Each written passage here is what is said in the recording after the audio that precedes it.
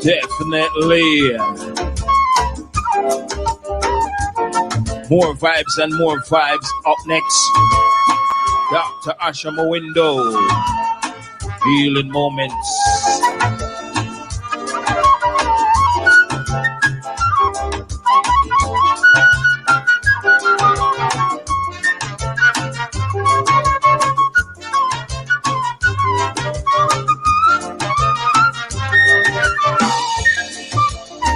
Don't moving up.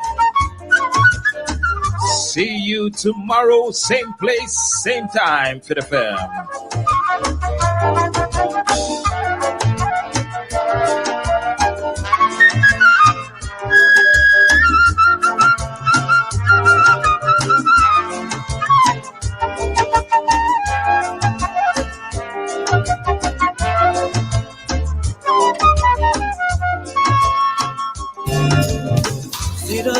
Are you thirsty for some good songs? Well, thirst no more. Join me, DJ Snow, weekdays from 2 p.m. till 6 p.m. on Fit FM 96.7. Your life, your music. So let the afternoon flow with me, DJ Snow. Let it blow, let it blow, let it blow. Get this up, we mean this. Yeah, so you come get your tablet. And all when you left man, you have to come back on me. Know you have to buy one of them your laptop. Best of business, a serious business. We sell all electrical appliances. And all of your car accessories. Come a get up, you know no problem. Best Apps Technology. Shop 25 Champion Plaza, Fama, Trelawney. Telephone 876-394-5484. Best Apps. We only deliver the best.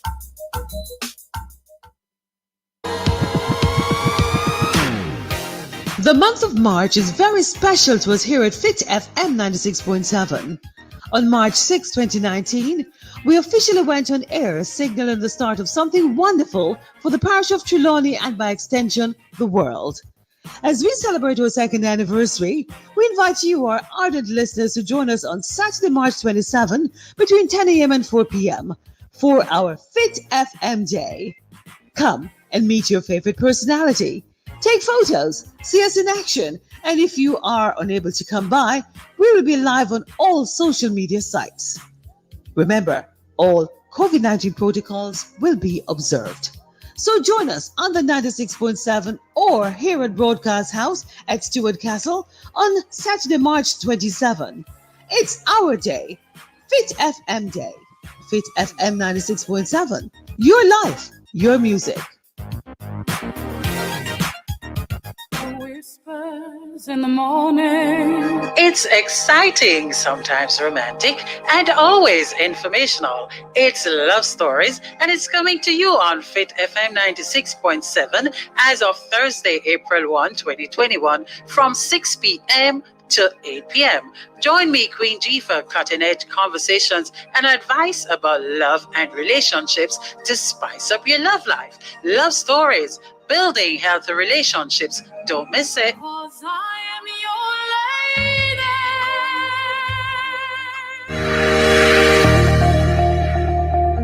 lady. Are you struggling with loneliness? Feeling depressed? Are you searching for a purpose to live? Are you ready to tap into your inner greatness? Ready to soar to your full potential? Come and be inspired. Join me, Dr. Asha Mwendo, on Healing Moment inside Gospel and Soul every Wednesday, 6 p.m., where we will help you to understand your purpose. We will help you to find your wind.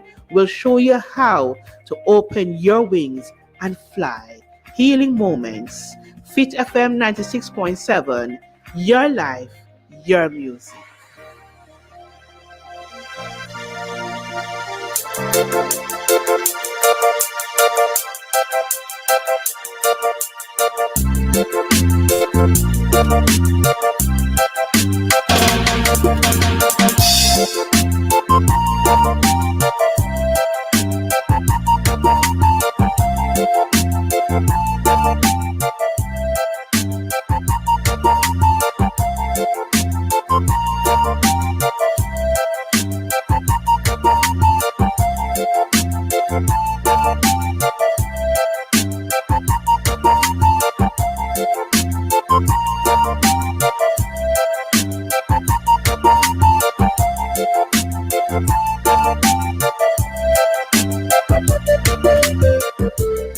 evening, my people. How are you this evening? And before I go any further, I'm going to make sure I big up DJ Snow. Good evening, DJ Snow. How are you? It's nice coming after you with all that lovely music you have been playing. So remember now, you are listening to Healing Moments, brought to you by Wellness in Motion on Fit FM 96.7, your life, your music. You know the drill. You're going to listen to us live streaming on fitfmja.com or listen to me now. You can be a part of the conversation by joining us on WhatsApp at 876-482-4944. So we are listening to hear from you. Later on, I'll give you the other number. This evening, my guest is Professor Opal Palmer Adisa, and we'll be talking about women rising to the challenges of 2021 and its issues. So you know the drill. Tell a friend, get your pen, get your sip, listen to this, and then come right back.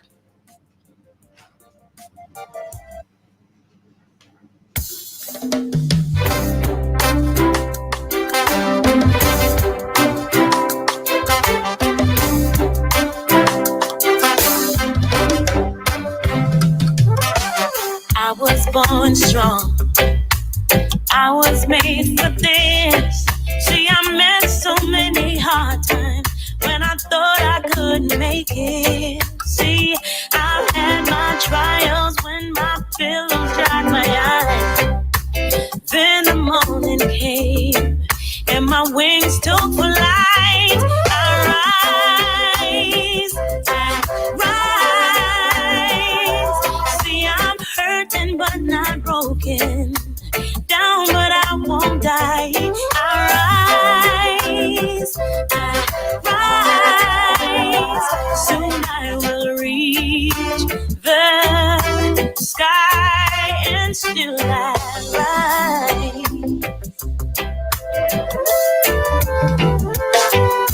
Some say it's a mystery how I still believe that in spite of all I've been through, I could still push the wheel. See, I have a power they can't see with their eyes. It's a little thing called faith. I agree with Etana. We continue to rise no matter what the challenges that is facing us. We are rising, people. Come on now. I hope you are agreeing with me because it's rising time, right? So we are now in continuous, wonderful, changing, challenging, whatever you want to call it, times. And COVID is here with us. And right here in Jamaica, we now have our COVID vaccine. And we continue to talk about wellness, and the controversy continues with should we take the vaccine, should we not take the vaccine? Before it came, we were saying, why is it not here yet? Now it is here. Some people are saying, I'm not sure I want to take it. But I am not going to join the controversy. I'm not even on the list to get it as yet. And if and when I am not sure what I will do, but the time will come. But I do believe that I will take it if I'm offered. However, you protect yourself. You do all you need to do. Next week, I tell you some of the things you should do to keep your immunity up that you may not contract the disease. But what I'm going to give you a little tip this evening about what you do after you have taken the vaccine, or if you're going to take the vaccine, right? So we know the vaccine is here. A lot of persons are contemplating, should I not? If you have taken the vaccine already, there's some of the advice I will give you to detox your system and keep your system still healthy and going on. One of the first thing, the cheapest thing, the easiest thing is to drink water. So drink at least 2 quarts of water every day to flush the system and keep the liver wonderful and healthy. And you start that off by first having 2 to 4 glasses of water, warm water in the beginning of the day. The first glass you have, I notice I said warm water, not hot water. The stomach don't need all that heat. So you're gonna just use warm water that you are able to drink comfortably.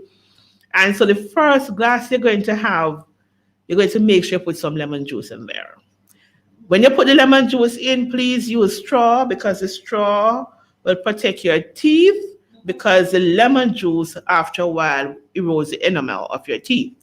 So use a straw, because it is very important to protect your liver and your kidney from all the toxins, from all the stuff you're putting into the body. Your kidney and your liver do so much work, especially that little liver there.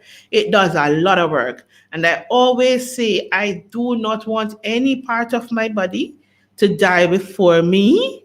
And the liver and kidney is one you must protect, that they don't die before you.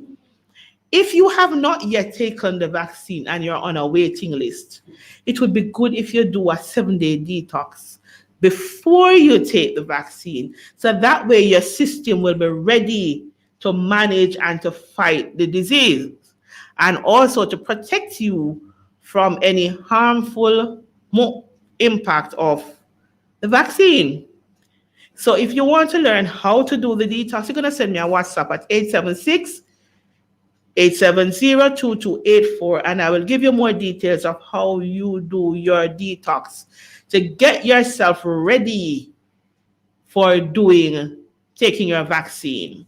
But remember now, if you have already taken your vaccine, you also have to take care of the liver, take care of the kidneys, take care of your entire system that will have to deal with any side effects or ill effects of taking the vaccine. Because remember, we know it's a foreign thing you're putting into your system. It's not strong enough, based upon my understanding, to really make you very sick, but you might feel a little sick. And I'm going to say to us, I hear all of this excitement going on about impact of vaccine. I have taken so many vaccines in my lifetime until we get to know. That is why most of us are here. That is why smallpox didn't kill some of us. Chickenpox didn't kill some of us. Or the other diseases, the measles, the polio. I remember polio was a big one. And I think it was rubella also was a big one. And we were getting vaccines in school more than once. And we were taking it. Despite, we used to have, like, sometimes the Rastafarians would, say this Babylon thing, and they didn't want their children to take it. So in every era, when vaccines come around, you always have some persons who do not want to take it. I normally say to persons, it is okay for you to have your opinion. Don't try to convince everybody else to believe like you do. Give everybody freedom of choice. I know in the church, especially the Adventist church, it's a big thing that they are saying we shouldn't be taking the vaccine. And some persons are saying we should.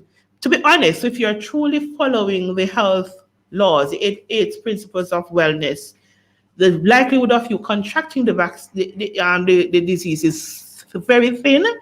And then if you do contract, the recovery should be much better. However, the Lord did not tell us that if we do everything right, we would not get sick. That would be a false impression that we'll be giving to the world. So therefore, we need to protect ourselves and do what is right?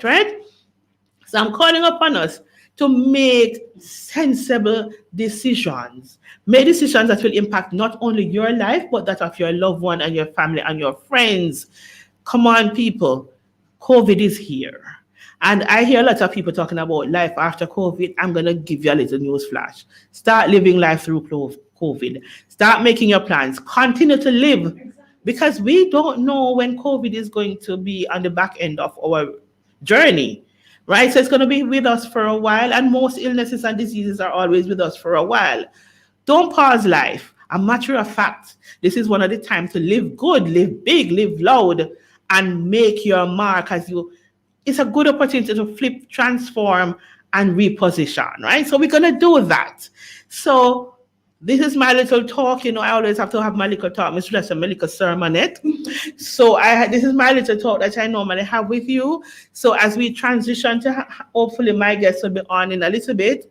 So as we transition, I want you to remember, you are listening to Healing Moments on Fit FM 96.7, your life, your music.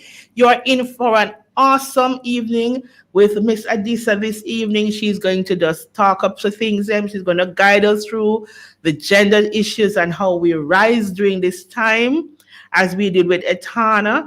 she reminded us just now that we are going to continue to rise despite the challenges.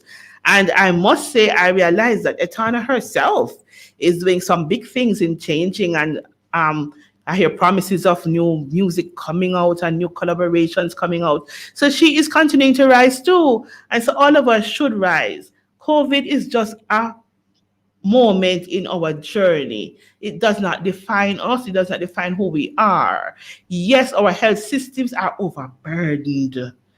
And guess why, people? It's not because the Minister of Health don't know what he's doing. It's not because the nurses and doctors don't know what they are doing. It's not because the system was not set up to manage. It's because we're disobedient. We are still not doing what we are supposed to do. Parties still are keep.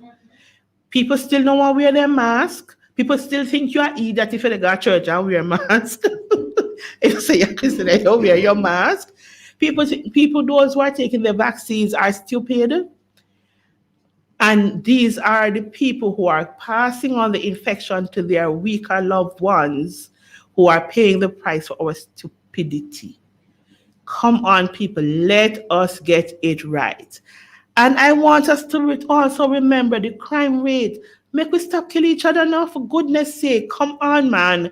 Let's stop killing each other. Stop killing your loved ones. Listen to me, gentlemen. If you and the woman can't agree and she's moving on, allow her to go with her life. If you loved her any at all, you would not have hurt her. Because when you really love someone, you'd rather see them living with someone else than seeing them unhappy or seeing their grave. That is real love. So if you know what love is, you're going to practice love, right? Okay, so I want you to listen to a little bit of this music as we transition.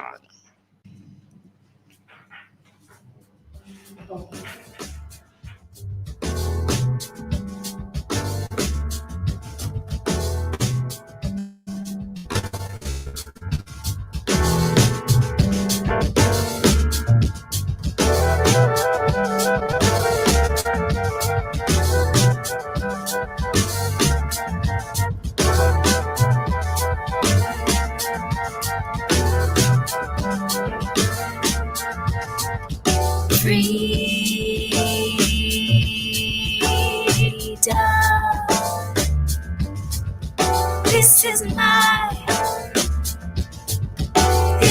the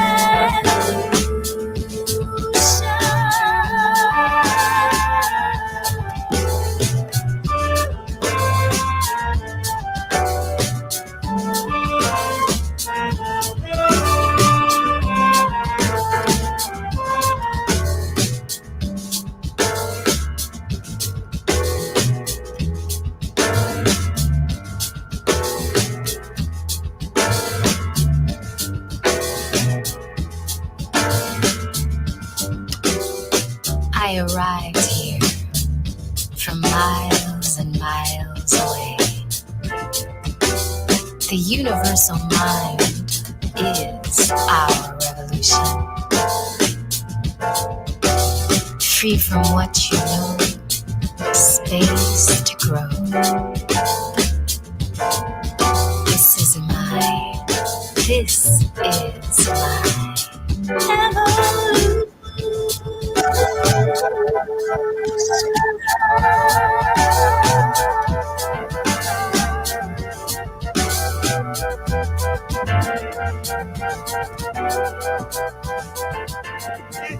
evolution.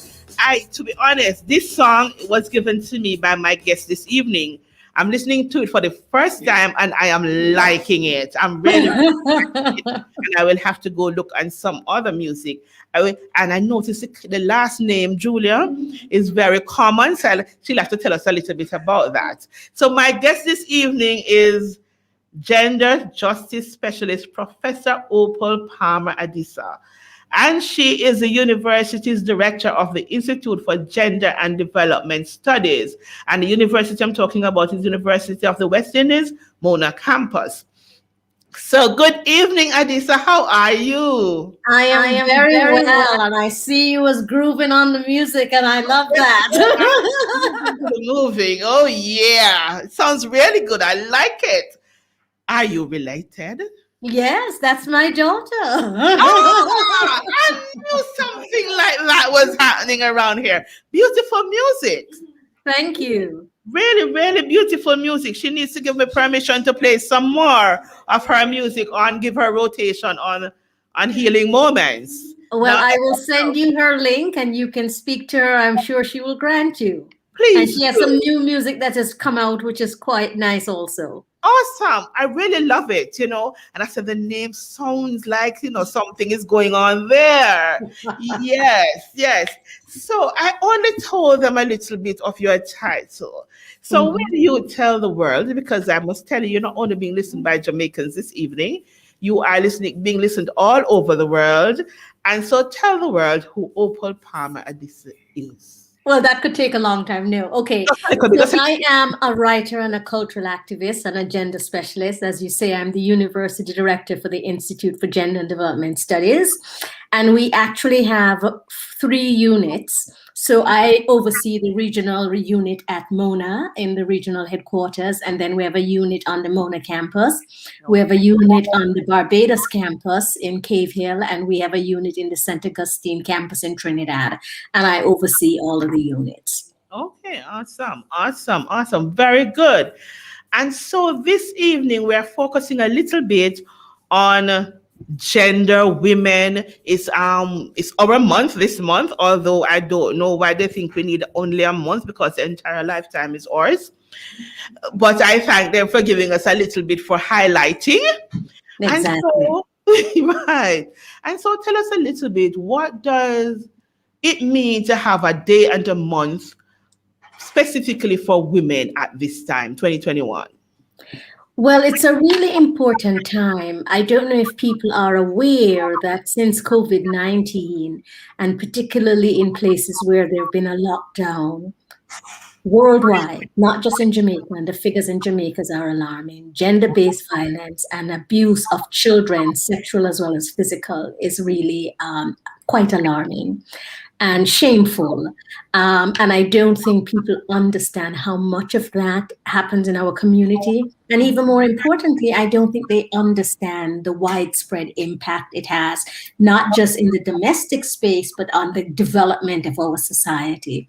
So it's important that we're given a day and a month in which we can celebrate and highlight not just the accomplishments of women locally, regionally, globally, but also highlight some of the tremendous inequities and some of the violence that is being perpetrated on women on a daily basis. And we really need to heal that. So Healing Moments is really appropriate because in my work, one of the things that I advocate for and one of the things that I know is important is that we have to heal the way in which we perceive the relationship between men and women, the power disparity, the patriarchal structure, the fact that those who are stronger, whether it's men or women or whomever, feel that they have a right to beat upon someone if they disagree with them or if they don't do what they want, or they have a right to sexually violate them. That is an erroneous behavior that has manifested, and we need to correct that and heal that so that men feel empowered and women feel empowered, and neither one has to be beaten up or exploiting the other.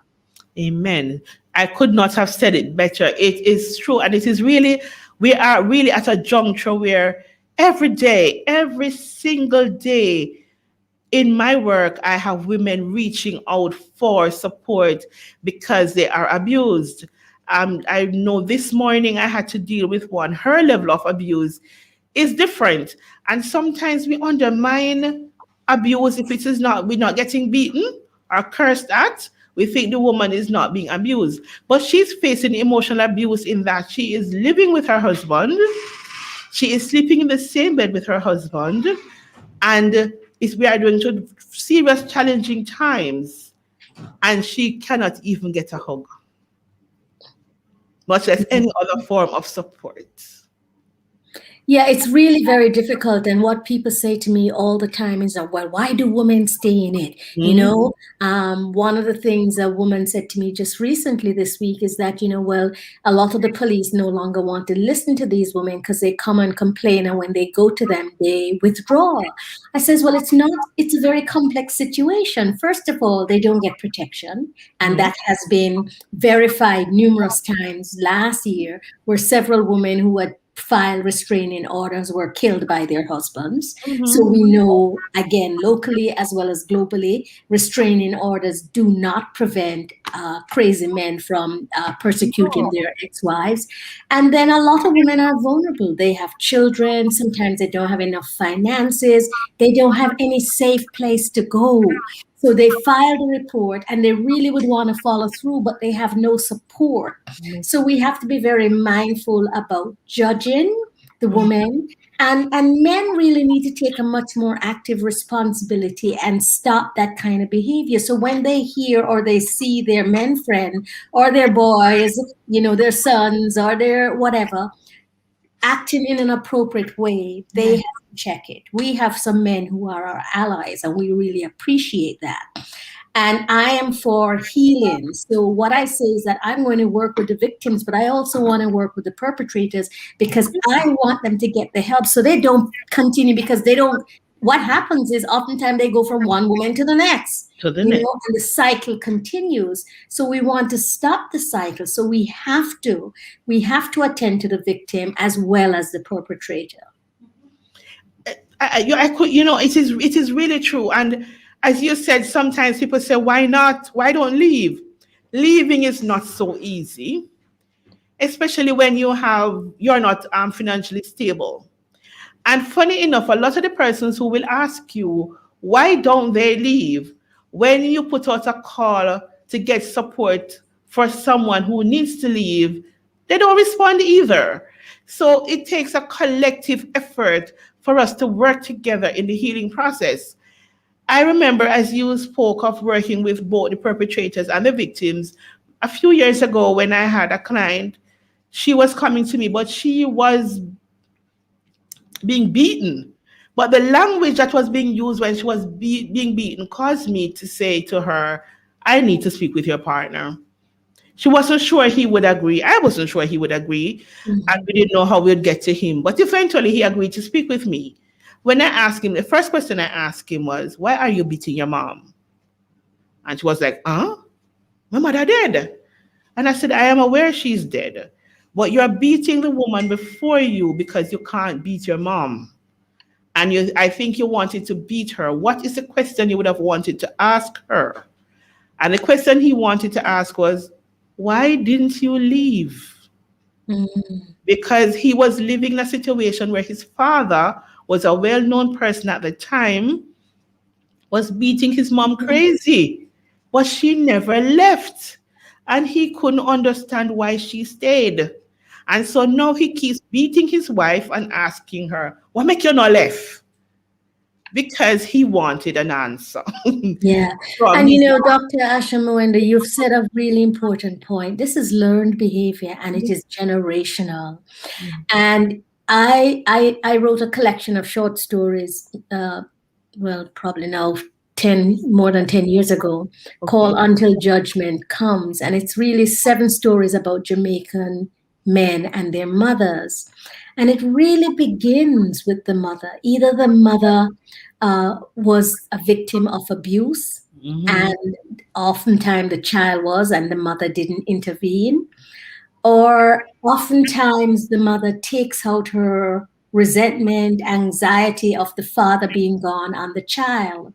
And whereas the child or the man will not beat his mother, he beats his mate. Yes. So we have to stop it at the parental level, and we have to stop the generational cycle. And as Black people, we don't, a lot of us don't want to deal with it. We say slavery has been so long, but we haven't really healed from that. And so we're dealing with generations and generations of trauma. Yes, it is. It is a generation of drama. It really is. But as you touch that part about what came off the plantation, who came off the plantation, what baggages did we come off the plantation with, especially when it comes to treating our partners and family. We know they didn't have that on the plantation. There was no collective responsibility. The men were abused and beaten before their women. And so they were broken, they were ashamed. Coming off the plantation, or they have to exert, they think they had to use physical and mental abuse to gain power and to seem important and to seem responsible and for you to mind me when I talk attitude. And so therefore it is now impacting our present generation, because we have yet not even understand why we are feeling the way we are feeling. Then we have not learned how to own our emotions, and then we don't know how to deal and heal. What is your take on that? Yes, I totally agree with you that we have not learned how to deal with each other in a humane, soft, sensitive way, and that we have internalized and imitated some very negative behavior, both men as well as women. And that really, this is a period to redress, to say we have been abused, both of us, equally in different ways. And how do we want to go forth as human beings? How do we learn to talk to each other? How do we learn to connect with each other? How do we learn to love each other? You know, this is really what it's about. And you can't love someone if you don't love yourself. And a lot of us don't love ourselves because we haven't been taught, we haven't been shown, we haven't been modeled. We're carrying so much baggage about who we are and how we look. So all of that stuff interferes in our interpersonal relationships, and we don't have any positive modeling of what it means to be man and woman together in an intimate, glorified, self-fulfilling relationship. You know? And that is true. When we have not learned the love principles, and we have our love cups empty, as I would call it, our love cup. And so our love cup is empty. We have we have not learned how to first like who we see in the mirror. So until I have in this thing that I call the love principle, the steps of love. And I said the first step of loving is learning to love God, learning to love your creator for who he is and what he has done in you, for you, and through you. And then learning to love the person in the mirror. Because a lot of times people act as if loving self is a selfish thing. But some part of us must be selfish in order for us to be selfless. Yeah. And if you have not learned to love yourself, it is pretty much very hard for you to learn to love others. Well put. Well put. I mean, that's exactly what it is. And that you have to understand that the creator is within you. And so you have to love that. And as you say, you have to be selfish to be selfless. And love is a selfless thing. It's an unconditional thing that even when people mess up, you love them. You don't necessarily tolerate the bad behavior, but you love them and you help them to try to walk in grace and define grace. Yes. And, it is so important. And learning the steps of loving, then after we have learned the steps, and guess what? There's all of us walking around, every one of us walking around, seeking someone to fill the cup that we have walking around with empty. But we have not realized that a boy meet girl look good, boy say I'm going to marry girl because there's an emptiness within me and I think she filled the spot.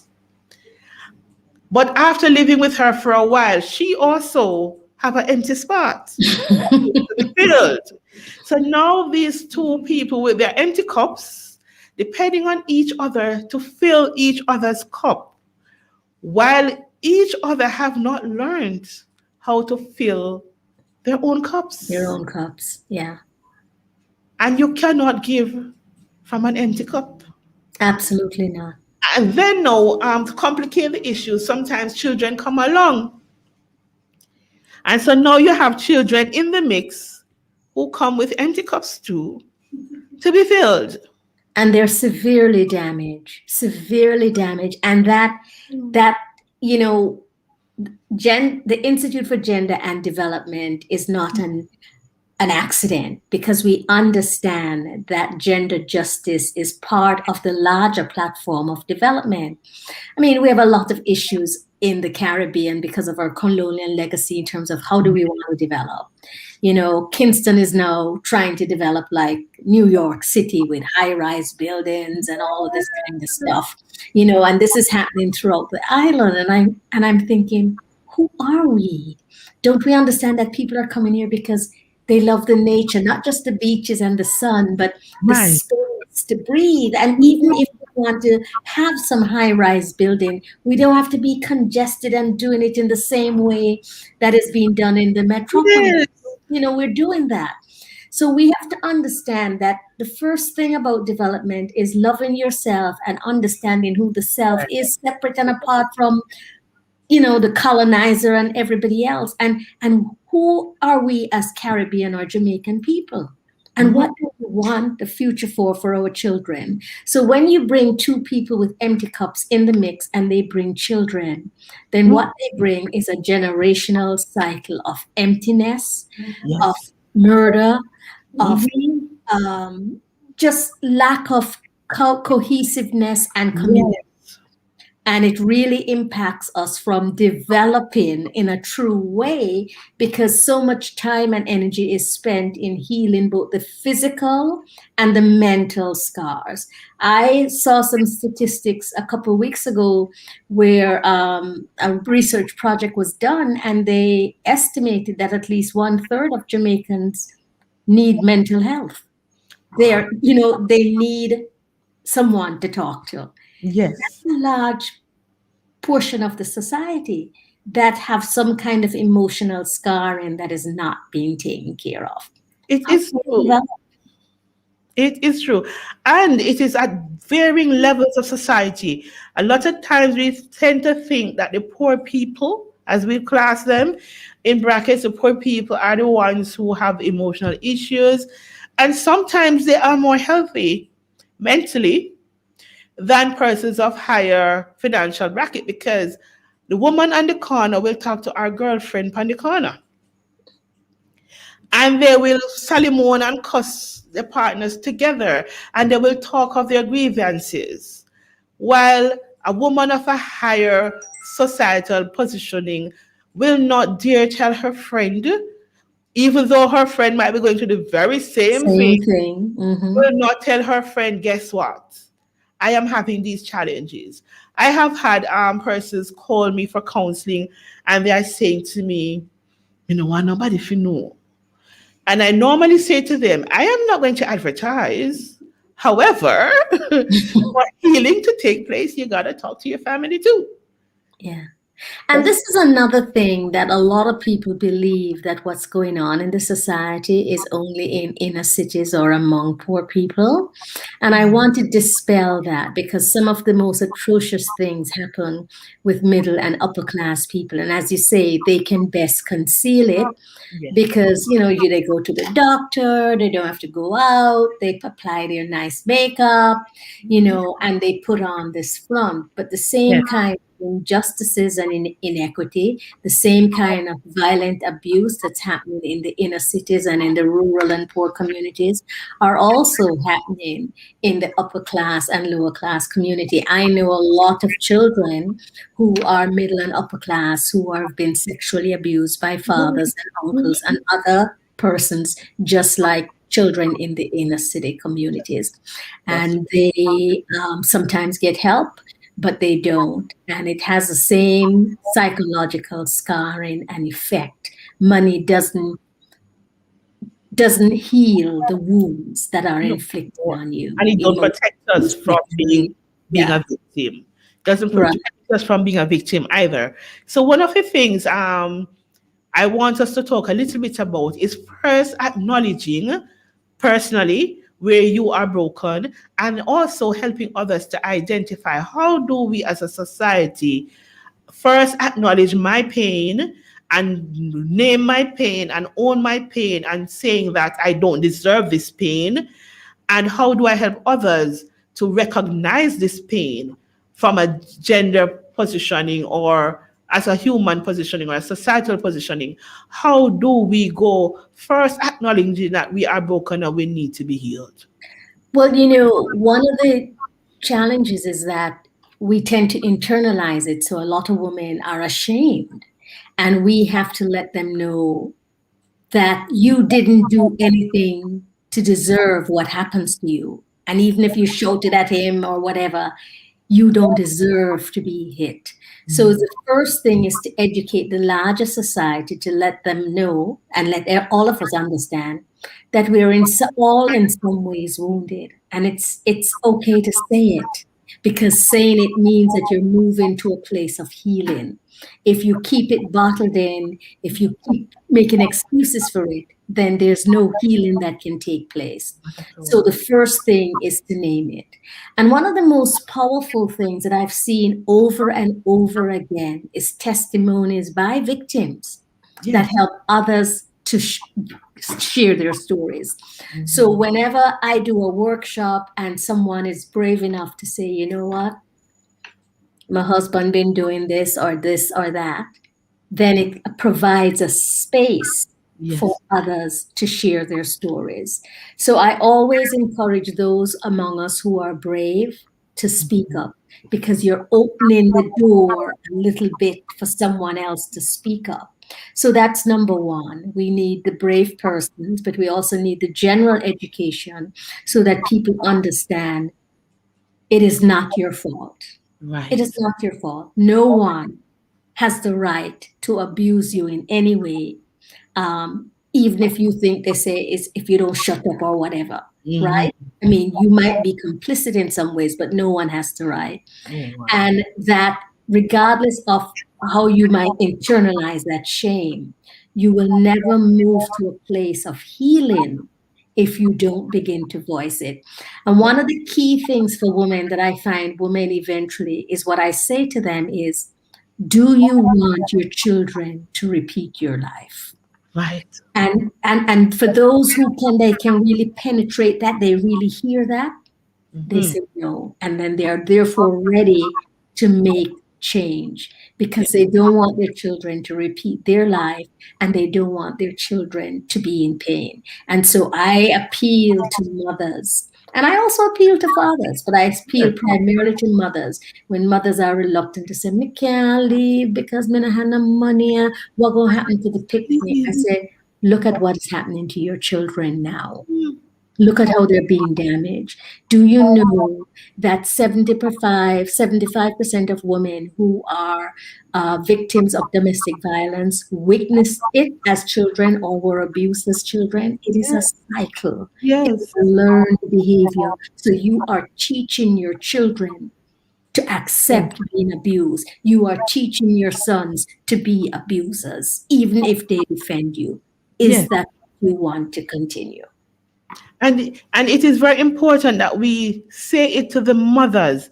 I always say the cradle rockers determine the destiny of our world. And our cradle rockers, okay, for argument's sake, we have so many homes without fathers. So who taught our boys it was okay to be abusive? When the mothers have the uncles, the number of uncles coming into the homes, and they allow these uncles to abuse them. And their children. And their children. Oh, yes, girl. And their children.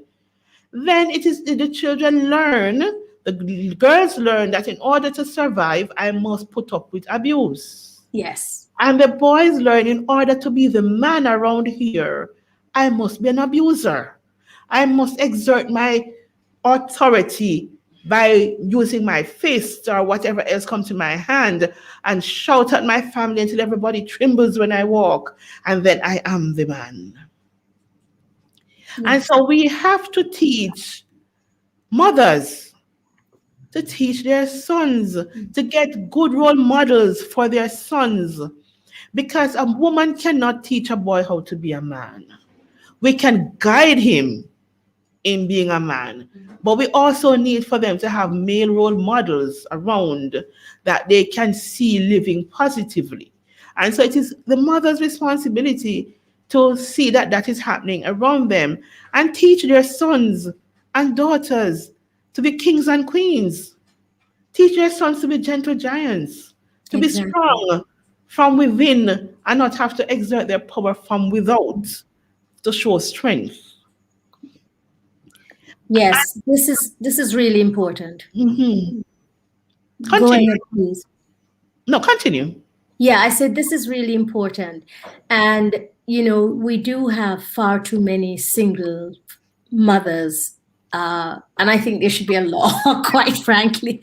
I think the government should say it takes two to make a child, and any man who we can find your DNA, you have to show up for this child. You have to support it financially, whatever little bit or plenty you can afford, and you have to support that child emotionally by visiting. I really think we need to make strict laws about that. I really do. We have to say to men, you cannot get off the hook. This thing of single woman running the household is detrimental to our society, detrimental to our development. It is too much burden because we no longer have villages. At one time we had villages, we have extended the grandma, the aunt. My mother got divorced when I was young, but she had brothers who were always present. There was my grandmother and my grandfather and my aunt. A lot of children don't have that anymore. They don't even know their relatives. Exactly. So there's no extended family. So it puts added burden on the mother who is trying to work, make sure they go to school, make sure they have what they need, who is stressed out of her mind, and therefore try to compensate, as you say, sometimes by having a string of different men who come to help, but really are not really helping. So it is important that we teach women what it means to be a mother, and if they end up being separated from their partner, how they can make friends or navigate, yes, whether through the church or other social organizations that they belong to, because every child needs a community. There are some things that, I thought I had a good relationship with my children, but there were some things they couldn't say to me, but they could say to their adult cousin. You know what I mean? Yes. Or say to one of their aunts. Yes. Children need different adults they feel comfortable and safe with. They could go to get certain things. Just like when I was growing up, there were certain things I said to my mother's sisters who were a little younger than she were that I wouldn't have been able to say to her, know? Or one of my uncles was really good with us and would take my sister and I out to all kinds of outings, and sometimes some places where my mother would not have liked us to go, but he was protective, and so we could have a different time with him. So children need to have a village so they can have different experiences with them.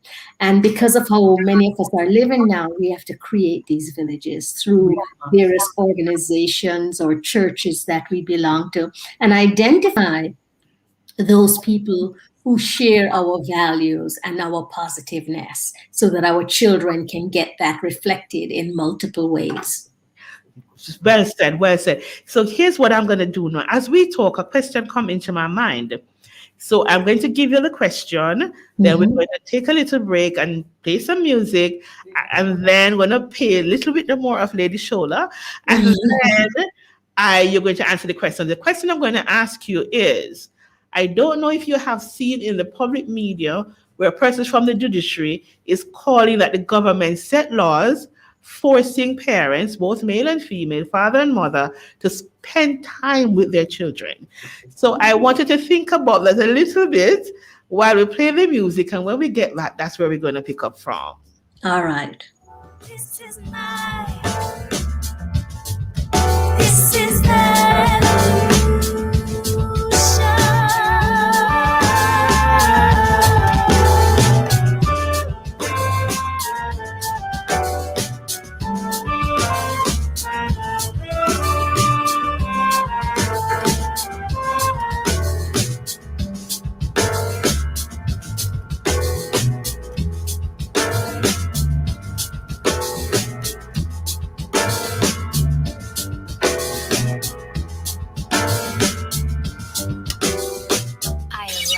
This is Fit FM 96.7. Duncan Strolordi. The universal mind is our revolution. Free from what you know, space to grow. This is my evolution.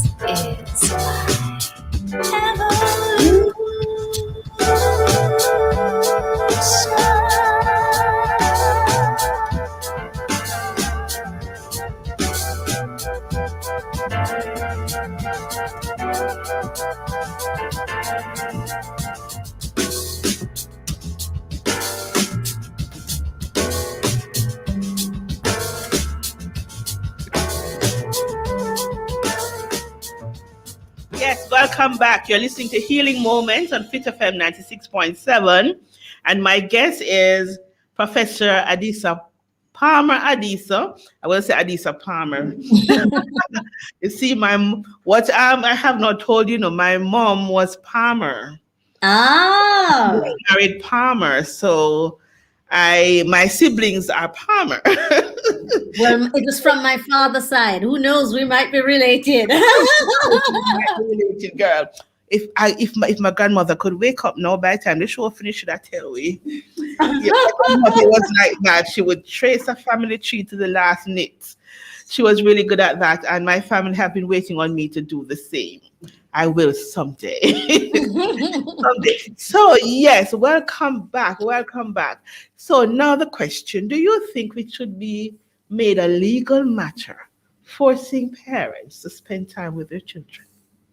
Yes, but it must be quality time. I see parents, in fact, this is a few months ago, I went to breakfast and there was a family, a mother, a father, and a child, and they were each on their cell phone having breakfast. That is not quality time.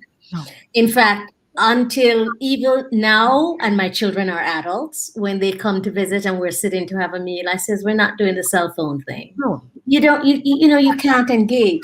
So the government can mandate it, but they have to have guidelines. You have to spend quality time with your child. And we know that sometimes parents need a break and you want to just have the child watch TV or play with a tablet or whatever. But it's important that we engage our children, that we talk to them, that we tell them both family stories and cultural stories, that we teach them about the environment and to respect it, that we engage them with, what it means to be a responsible adult and to be a part of a community. That can only be learned through dialogue. That can only be learned through mirroring, that kind of thing. So yes, I think, and in fact, I have to share this with you. In 2019, before COVID, we had done a study at the Institute on Positive Fatherhood, and I visited 5 rural parishes: St. James, St. Thomas, St. Mary, St. Anne, and Trelawney. And I met with an average of 15 men in focus groups who were fathers, and they were active fathers. And what they all say is that they wanted me to come back, or they wanted us to come back to do workshops on how to partner. Some of them were divorced, a few were single fathers, some of them were no longer with the child mother, and they felt that the child mother, their children's mother, was antagonistic because they were with someone else and didn't want them to participate in their lives. But a few of the men who were farmers and struggling said they wanted the government to insist that the children's mother could not exclude them from their lives because they couldn't provide the financial means, but they wanted to spend time with them. And I think that's really important. And that was so gratifying for me to hear this by just some regular men, but who were good fathers. We held these mostly at schools, and the teacher said they show up for PTA, they pick up their children, so they're good fathers and men out there. And I do think there has to be a legal framework that encourages fatherhood, not just to be supporters. Men also need to shelter and shoulder the economic burden. But if we knew that they really cannot, women should not disallow them from their children's life. Because here's the thing, Whereas mothers cannot teach boys how to be men. Girls need father as much as boys because they need good role models. They need to know what it means to be a man so that when they go on into a relationship, they know what that looks like, and they have the backing of their father to support them. So both boys and girls equally need their fathers, and men and parents should be mandated to spend quality time with your children. And we could just, give you a whole list of this is what it means to spend quality time. This is what it means not to spend quality time. So we know what that is. We know what that is, to go and run out in the yard and to throw a ball with your child, to teach your child how to swim, to be in the kitchen and teaching your child how to cook. These are all quality times. Sitting down with your children, telling them about their grandmothers and their uncles and the family history, and teaching them about Africa or, the world, and letting them know that they belong wherever they go, wherever they need to be, they belong. Yes, well said. Because as my add to the conversation was similar to what you are saying, in that we can always mandate for them to spend time together, but being in the same room don't necessarily mean that we are together. We would have now to have the guidelines on how do we qualify the time we spend together. And that's study you said you did with the men. It is really a very eye-opening experience, because I have a program which COVID have put it on a little halt, and I have to come up with some creative ways to get it back going, because the fathers and mothers still check in with me. But I have a program gender specific in that I call simple About Adam and About Eve. And when we do the About Adam programs, it is normally enlightening to see, because we have, coming from the group, we have had delinquent fathers. They were not being good fathers. But after coming to the sessions and working with us, we understand some men are not being good fathers because the mothers sometimes are stumbling blocks in the process of them being good fathers. And we have women who consider the man to be a good father just by giving her some money. Kids are not allowed to spend time with the fathers. They can't come around, and the children don't get to go. They don't like the stepmother, and the whole drama that goes on with all of that. And sometimes the fathers don't like the stepfathers either. And so you keep on having these challenges. And when we did the About Adam program, it was really good. And we have had a lot of men turning around their lives through the process. We have a lot of women who have become more aware of the responsibility to share with the father, the children, to share the children. The children can have quality time with their fathers. And we have girls who now learn to be affirmed by being affirmed by their fathers. No little boy, as they would put it, can't turn her head again, because she now realizes that she's a beautiful gem, she's a queen, and she understands what it feels like to be loved. And so therefore, no dibby kind of love can draw our attention, because she is now fully affirmed within herself.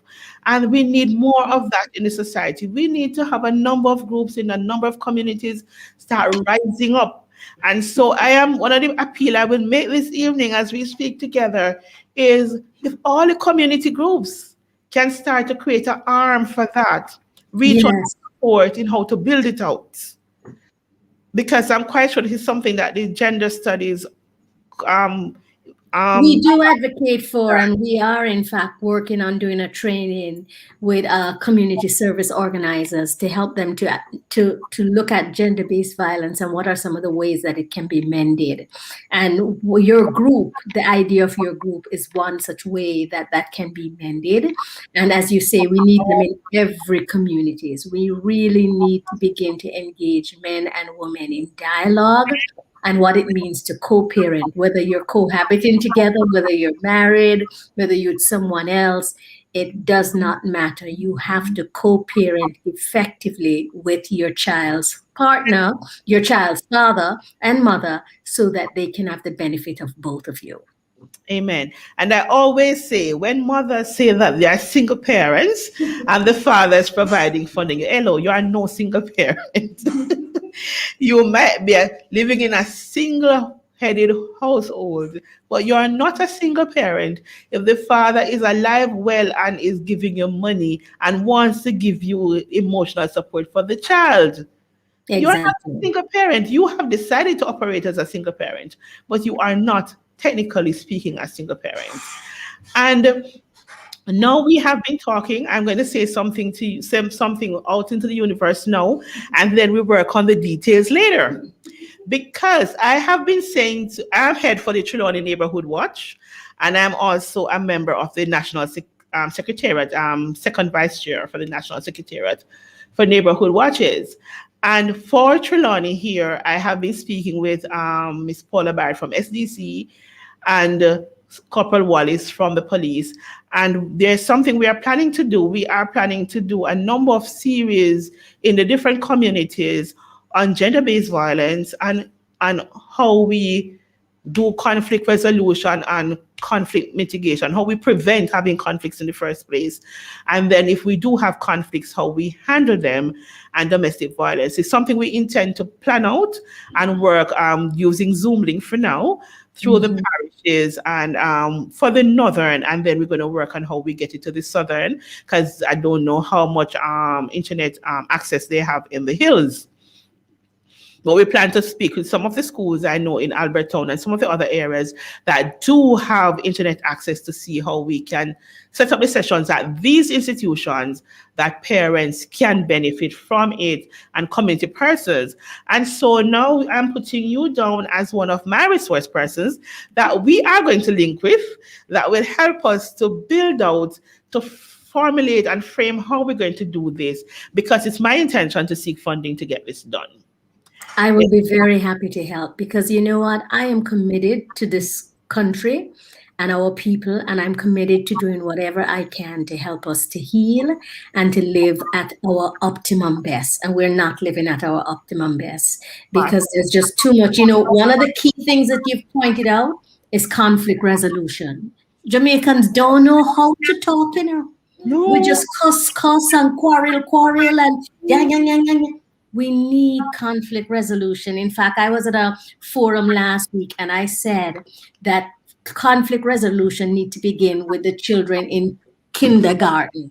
Yes. Because all around them they hear this turmoil and this cussing and this tracing, and we need to set a new paradigm so we know how to talk with each other and solve problems without fighting and, you know, picking up the machete and the gun and the tongue, and it's just we're in such crisis.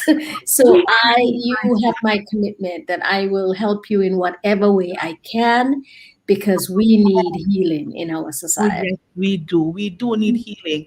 And you know, as you talk about it, I remember a girlfriend of mine was telling me a story of her granddaughter, who this teacher said that, you know, we're in school and this little boy keep on bothering her, as it were. And the teacher said for the minute she saw that what was happening, but she waited to see how the response would be and to see what level of intervention she would have needed to do to make it a teaching moment. And she said she had to jump out of her chair and she realized the young lady was not saying anything. No, this is kindergarten. So she didn't say anything for a while. The young man kept on bothering her. And then she saw the child bend down and realized she was coming up with her shoes to give him a good lick. Because she wasn't going to argue with him. She was just going to clobber him. Right. And you know what? That's a behavior that she has either experienced or witnessed. Yes. And so that is how she was going to deal with it. And then she said, you know, she used it as an opportunity to talk to all the children about what to do if someone is bothering in class. And then she uses at the PTA to talk with the parents on how to guide their children in conflict resolution. It's very important. Mm-hmm. And even the position of having a father in a girl's life. I have my personal experience, I have my personal story, in that my father died when I was about maybe 7, 9, and was resurrected when I was a married woman. Okay. That sounds strange, right?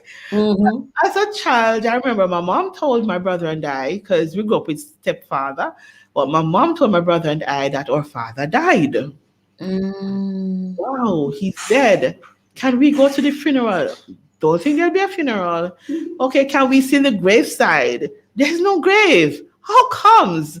Well, he went to Westmoreland because my dad was a Rasta man. He went to Westmoreland and they chopped him up and the body wasn't found and all kind of story. And so she gave us a story. And I said to my brother, that's a story. I don't believe one word of it. Mommy just don't want her father to have anything to do with our lives. And so that's a story. But my brother said, well, Mommy wouldn't tell such a big lie like that. My mom is a Christian. Mommy a Christian. She not going to do that. Anyway, funny enough, went to public health school. I was to be sent to Trelawney for internship. And my mom said to me, don't make them send you down there. You know how your face is already, but you're going to chop you up. And I said to her, Mommy, then why don't I never hear them chop up no other inspector? Why don't they chop up me? Well, if that is what God says is to happen, I'm very willing to go along with it. I am going where I'm sent. But my mom never wanted me to come to Trelawney because the likelihood of finding my dad alive was very strong. But at the time, I didn't know that was her story. I came to Trelawney, left, come back. Then I married and end up living here. And one day, I said to my husband, we're having a crusade, and I decided I'm going to ask God if my father is alive, I'm going to find him. And the Lord would have it that I found my dad. So he was very much alive and was living closer to me than I realized at the time, in that my cousins were my hairdresser, and I didn't even know. And so I found my dad. But then I looked at my life and the gaps that my brother and I believe the way my brother's life turned out would have been different if he had a father. Because even though we had a stepfather, it wasn't a fatherly relationship most of the time. So we still did not have a father. And so my brother still didn't get that father support for a lot of the time. Fortunately for us, though, we went to church, we were church people. So we had some fathers in the church that adopted my brother and I and provide that kind of support in our lives that would help us to affirm and know who we are. And so we didn't turn out so badly. And the gap was kind of filled, but then there was always this emptiness that existed, and it was never filled until I found my dad. And then I could have a conversation with him on the whys. And then, why did you stop looking for us? Because I knew he was looking for us for a while. Why did you stop? The story he got was, we're going to find out, we now come back. So it don't make sense in one, because he's a Rasta man, he don't have visa, and nothing, he not go foreign. So it done. And he believed, because he said, how could he not believe my mom and grandmother? They were Christian ladies. And so he had to believe that these Christians would never tell such a grievous lie. And so sometimes as parents, we have to be careful of the stories we use to divide our children from their father or their mother. And I'm saying, if you really love your child, cut out that craziness. Yeah. It's devastating. It's devastating. I won't ask you how you feel or how you felt, but it is such an unfair thing to do to another human being, to decide that somebody who is half of who they are, you're going to cut them out because you have an issue with that person from that, your children's life. And I really appeal to mothers not to do that. It is so wrong. There's no other way I can say that than it's wrong. It is, it's not a good thing to do at all, because, we find even in cases where children are adopted and they have loving families, they go to seek their birth parents because there is that innate need to know, where are my roots? Yeah. There's emptiness in the cup that needs to be filled by knowing. Even if they're dead, knowing where the grave spot is helps to fill that emptiness. Absolutely. Knowing helps. And because I can speak from a personal perspective, I think I turn out pretty well and I'm an awesome human being, but I figure that I could have been a little bit better if growing up, that little spark, that little emptiness, that desire, that need for a fatherly hug was filled a little bit more often as I grew up. Some of the mistakes I made, maybe I wouldn't have made them. Some of the choices I made in men, maybe I wouldn't have if I had had that kind of a relationship. So from a personal perspective, I know it hurts. I remember I said to my mom, you had a right not to want to be with our father. It's your choice. But you had no right to take him away from us. That's not Exactly. your right. Exactly. You give him to us. Let us decide to have him or reject him. Mm-hmm. I said to her, you have caused us not to live a part of what God have asked us to do, to honor our father and our mother. We were honoring you, but we never had the privilege of honoring our dad growing up. And for me, why it is important is that we had a father who wanted to be our father. He wanted to be our father. So you all were denied. He spent money searching for us. He couldn't find us. But you know what heartened my heart is when I met him now, and I got sisters and brothers, which are not biological because he had no other children. But when he found out he could not find my brother and I, he made a decision that he would have no other children, that our birthright would never go to anybody else. And for me, that is powerful. Very powerful. It is powerful. It is love. And if I should ever start to feel lonely, I remember that at least one human being upon the face of the earth desperately wanted me to be here. And that is how I feel about my dad and how he handled his life. Mentally and emotionally, it affected him negatively for not having us. His life was just stood still, technically speaking. He was loved by many in Trelawney here. And sometimes I envy the sisters and brothers that I inherit when they speak of how he loved other, because these are women now who had children. Some had men in their lives, but financially things weren't so good. And I have sisters and brothers who I now have in my spirit who I call spiritual sisters and brothers who will speak of how he helped them to go to school, helped them to achieve their best. I remember on Sundays I had to compete to give him a little Sunday dinner because all his children would be giving him Sunday dinner.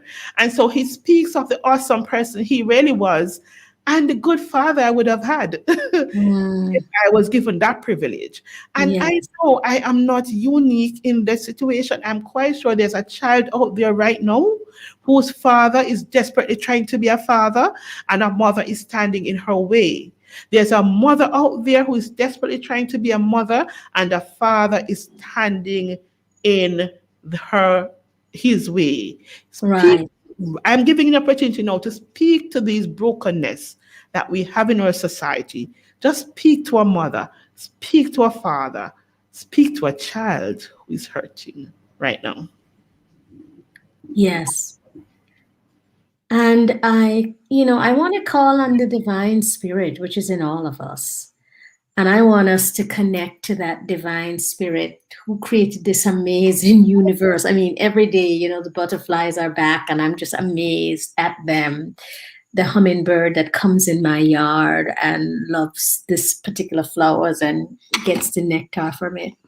So I'm speaking from a place of each of us being divine and finding our divinity, and that divinity is connected to the larger divinity of the creator of this world, the creator of the universe, and speaking to the best in us and saying the best in us deserve to be the best for others, and we deserve mothers and fathers to be in the lives of their children, and we need to support each other, and we need to honor each other, and we need to make space for each other, and we need to forgive those who have trespassed against us, those who have made errors, mates that we might have gone to bed with and have had children with, and then we realize, that's not who I want in my life because of a lot of various factors. So I'm speaking to our goodness because I basically believe people are good, I'm speaking to our goodness and our humanity. I'm speaking to our compassion and our sense of forgiveness and fairness. I'm speaking to our feminine energy of nurturing, which a lot of women have lost and some men have gained. So I'm speaking to the nurturing, feminine nurturing energy that men and women possess and need to possess in order for us to develop our society and develop our children so we can live our best lives. And I'm speaking healing into this place. I am absolutely speaking healing to this place that we say where we're hurt, we say where we're wounded, and we get the help we can from whether it's the market woman at the corner or the man who's selling coconut who will listen. That healing doesn't come from just one place. And there are people who might be totally unrelated to us, but we can share something. They could hear what we need and they could give it back to us. So open ourselves to healing, open ourselves to getting what we need from whomever can give it to us as long as it is positive. And just every day giving what we can to others in a positive, healing, wholesome, Jamaica loving way. Amen. Amen. I could not have said it better myself. Dr. Adisa, thank you so much for sharing with us this evening. This is the beginning of a conversation. I am realizing that this one-time thing can't go work out because there's so many other aspects that the questions are popping into my head, and I have a few on my phone that we need to ear out and talk with. But I am very happy that before we close off, you speak of the importance of forgiveness. Because in order for us to move forward, we have to forgive self and we have to forgive others. Right. So, whatever your religious beliefs is, I will quote, well, I'm not quoting, but certainly from the Bible where it says, forgive 70 times 70. Yes. Right. So what it means is that forgiveness is a process, and people have done some atrocious things to others, and some people have done some atrocious things to us. But if we don't forgive, we're not only just blocking our blessings, we're blocking their blessings. So, we say, we're not going to forgive you because, well, you know what? You are hurting yourself because you're keeping that inside of you. And as long as you keep that hurt and that woundedness inside of you, there's no space for love to seep in. No. So you have to forgive the person. It doesn't mean that you necessarily let the person back into your life if they've hurt you, but you've forgiven them so that you can breathe and you have space in your heart to receive the other love that you need to heal. And it is through forgiveness and receiving of a love that's compassionate and soothing that we can go forth. So I encourage you, I implore you, forgive.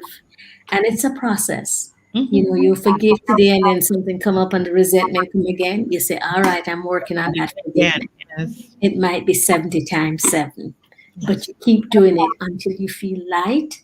And when the person or person's name or presence, there is no feeling of constriction and animosity or anger. And that's when you know you've really forgiven them. Yes. It is so true. As I said, normally, and a number of groups that I've been in, it have been said also, is that forgiveness should reach a place when you want to know you're healed. It's like if you get a wound on your hand or anywhere else, and it becomes scabbed over, and then eventually the scar remains.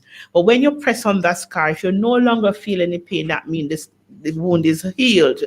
And it's the same thing should happen in our hearts and in our minds and in our spirit. When we forgive, when we remember, and we see that scar, we'll feel no pain. Dr. Adisa, thank you so much for sharing with us this evening. It is such an awesome pleasure to have you. I cannot tell you how much.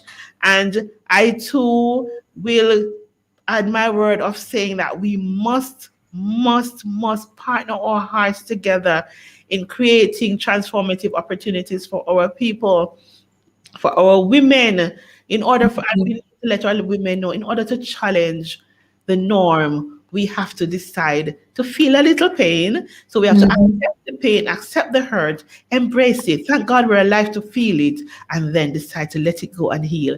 Thank you for sharing in our lives this evening. You're very welcome. Thanks for having me into this amazing conversation we've had. Amen. We could continue for all evening, but Miss Julia will show us out.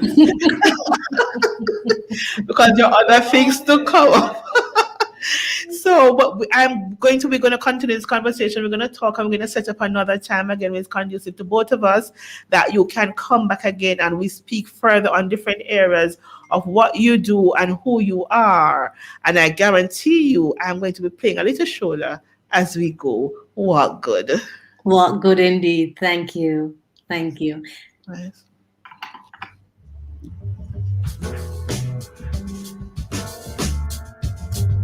That's my daughter.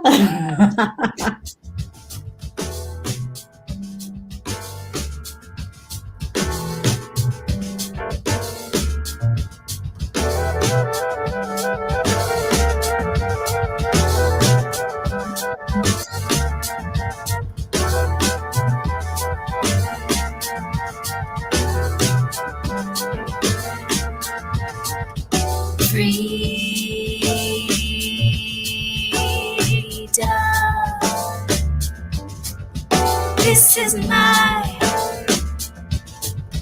this is the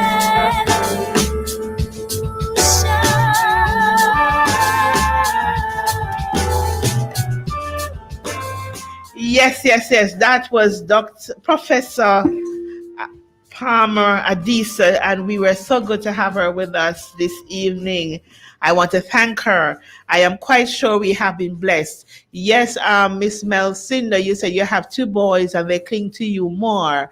Yes, and that's all right.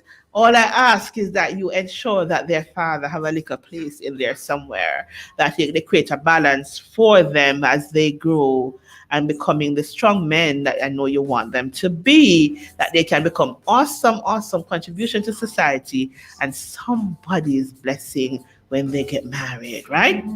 And as we affirm each other this evening, I want to say to you, knowing that through the right placement of our will, we may experience positive changes in our lives, let us choose to yield our will to that of our divine guide. In so doing, we position ourselves to receive strength from above to hold us steadfast. Know that you are precious. Know that with grace you are able to rise above the challenges you face. And please do not choose to settle, but step boldly into your best self. It is time to affirm. It is time to challenge. It is time to rise. Sisters and brothers, let us rise together. My sisters, let us be the strength, let us be the wind, let us be the guide to our society, that as we rock the cradle, we create awesome worlds for our children and our family to live in. And just as you're going to listen to the music as we go, I'm going to just say goodbye to you from Healing Moments brought to you by Wellness in Motion on Fit FM 96.7, your life, your music. Remember now our anniversary coming up and we want your support, right? Fit FM is celebrating for the entire month. We are now toddlers. And so because we are 2 and we are toddling along. But watch us, grow with us, strengthen with us. And guess what? See you next week, Wednesday. Same time, same place. Fit FM 96.7. Blessed be. Yeah. Oh, yeah. If you give a little more than you take, and if you try to fix more than you break, if you're the kind who takes the time to help a stranger in the rain, there's a place for people like you. If you stand up for those down on their knees and lend a voice to those who cannot speak, if you shine a little light, give sight to the ones who've lost their way, there's a place for people like you. How